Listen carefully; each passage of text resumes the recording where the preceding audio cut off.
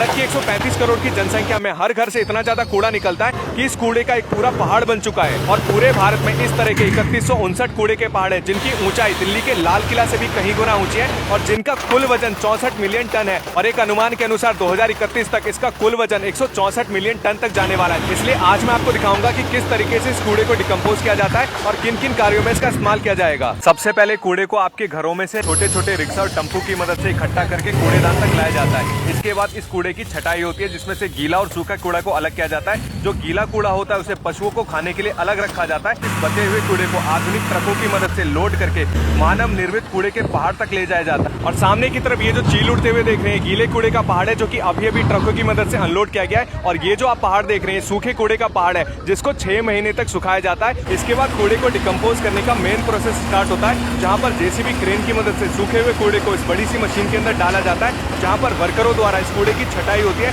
जिसमें खाली बोतलें, लकड़ी, पत्थर, लोहा, इस सबको अलग किया जाता है और कन्वेयर बेल्ट की मदद से इस कूड़े को ऊपर ले जाया जाता है। सामने की तरफ ये जो धुआं उड़ता हुआ आप देख रहे हैं, ये कोई नॉर्मल धुआं नहीं है, ये मीथेन गैस होती है, जो कि कार्बन डाइऑक्साइड से तकरीबन 20 गुना खतरनाक होती है। और आप सोच सकते हैं, इस गैस के बीच में सारे वर्कर काम करते हैं, जिसकी वजह से इन्हें गंभीर से गंभीर बीमारियां हो जाती हैं। यहाँ तक इन्हें अस्थमा और कैंसर जैसी बीमारियां भी लग सकती हैं। पहले प्रोसेस से गुजरने के बाद जितना भी कूड़ा होता है ऊपर की साइड इस रोलर में जाता है और इस रोलर को ट्रमल कहते हैं। इसी ट्रमल के अंदर सारे कूड़े की कटाई और छटाई होती है। और ये ट्रमल अंदर से इतना ज्यादा गर्म होता है कि जितनी भी पन्नियां और कागज होती है वो जल के राख हो जाता है। कूड़े की छटाई और कटाई होने के बाद यहाँ पर आप देख सकते हैं, ये जो कूड़ा होता है दो तरफ जाता है, एक राइट हैंड साइड, एक ऊपर की साइड। राइट हैंड साइड जितना भी कूड़ा होता है वो मोटा कूड़ा होता है और ऊपर की साइड हमारा बारीक पिसा हुआ कूड़ा जा रहा है। और यहाँ पर आप देख सकते हैं, ये कूड़ा पिसकर इतना ज्यादा पतला हो चुका है कि इसी की खाद बनाई जाती है। अगर आगे की साइड से अगर मैं आपको दिखाऊं तो ये जो पिसा हुआ कूड़ा है इसी तरीके से 24 घंटे यहाँ पर गिरता रहता है। और गिरकर यहाँ पर आप नीचे देख सकते हैं, इसका जो ढेर है इतना ज्यादा बड़ा हो चुका है कि अपने आप में एक पहाड़ बन चुका है। और दूसरी तरफ अगर मैं आपको दिखाऊं, जो राइट हैंड साइड वाला हमारा कूड़ा था,